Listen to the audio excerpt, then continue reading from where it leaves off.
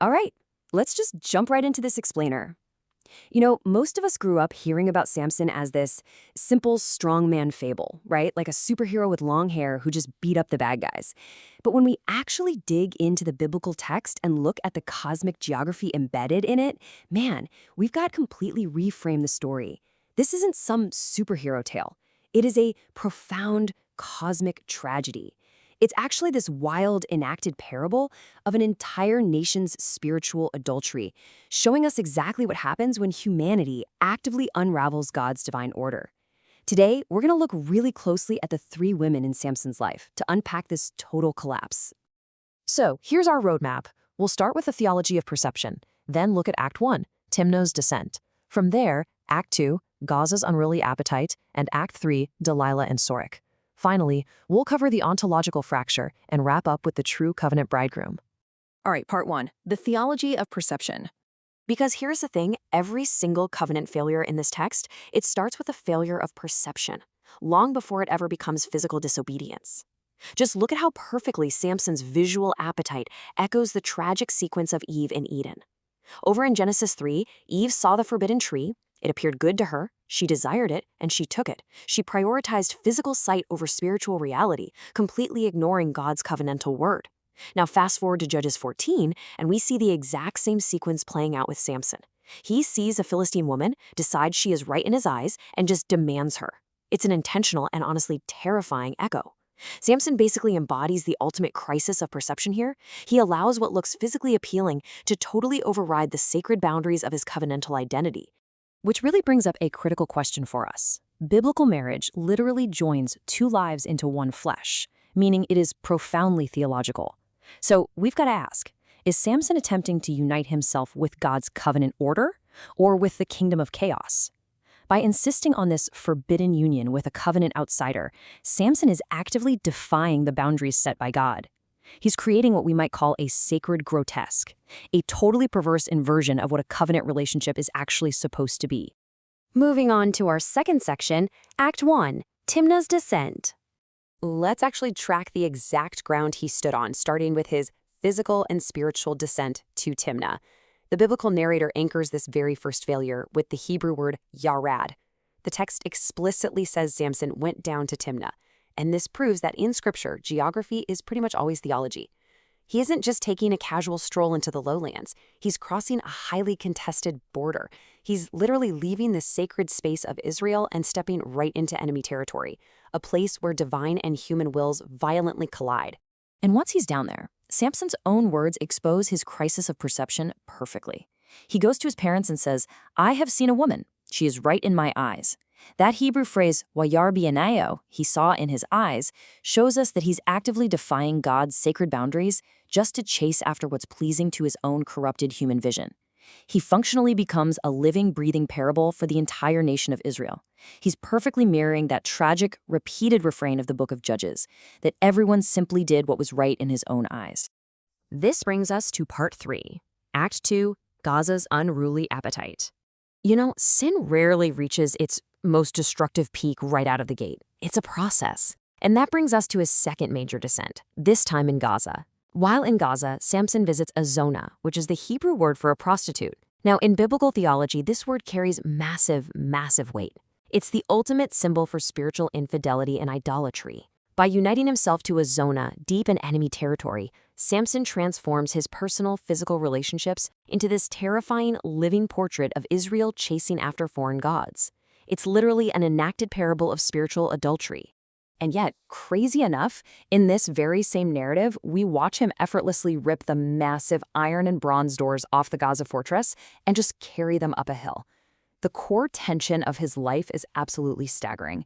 I mean, he possesses the supernatural physical strength, but it totally masks a completely corrupted spiritual perception. He can conquer beasts and topple city gates, yet he entirely lacks the basic self-governance to master his own appetites.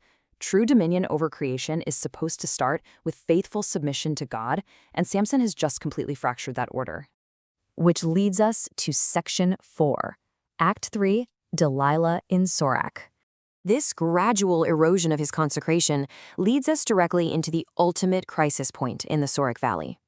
Looking back, we can track his tragic descent over his entire lifetime. It advances so gradually through repeated small compromises. He starts with a bride in Timnah, descends further to a prostitute in Gaza, and finally hits his terminal climax by attaching himself to Delilah in the Sorek Valley. And get this, the name Sorek actually translates to choice vine. So instead of abiding in the faithful, covenantal vineyard of Yahweh, Samson goes and attaches himself to a false, seductive vine of chaos. And we really have to look past the Hollywood romance of it all here. Delilah is not just some tragic lover. She is a blaring theological warning siren. Her name likely stems from the root dalal, which means to weaken, languish, or hang down. She's essentially a trickster archetype, deployed specifically to systematically drain his divine strength.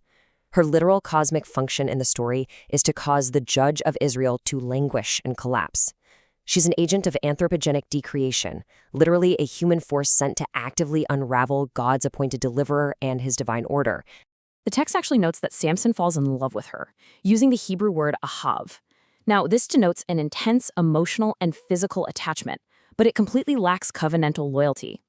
It's this counterfeit affection that weaponizes intimacy, turning the sacred space of the bedroom into a tool for ultimate betrayal. This stands in total contrast with God's steadfast, unbroken covenantal love, which is known as chesed.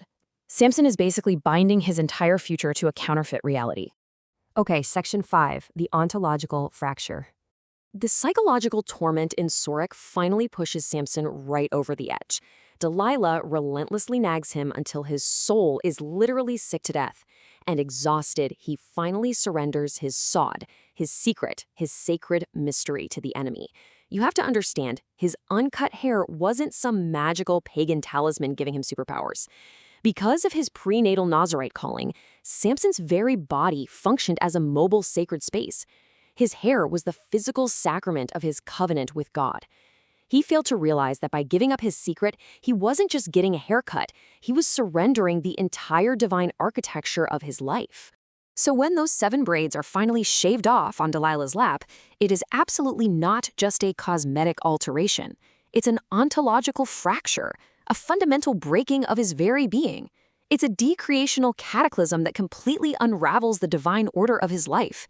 In that moment, he permanently severs the covenantal link that allowed the Spirit of Yahweh to empower him in the first place. And that brings us to the terrifying connective tissue of this whole narrative. The very moment the physical sign of his consecration is removed, we get this devastating verse. It honestly stands as one of the most chilling lines in all of Scripture. He did not know that the Lord had departed from him. Let that sink in. The loss of his hair didn't just drain his muscles, it alienated him from the presence of God. His spiritual perception was so deeply corrupted at this point that he couldn't even sense the cosmic absence of his Creator. Finally, Section 6, the true covenant bridegroom.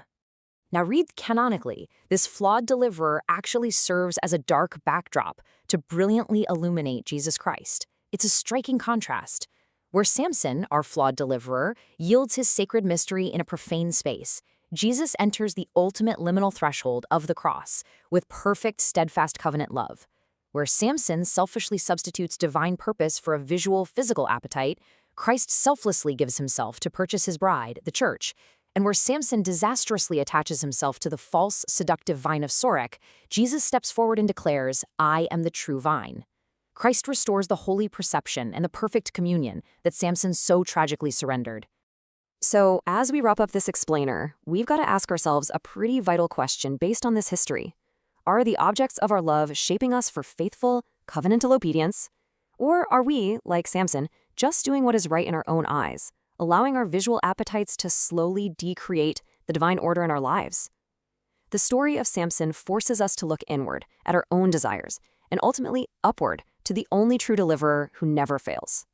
Thanks so much for joining me on this deep dive.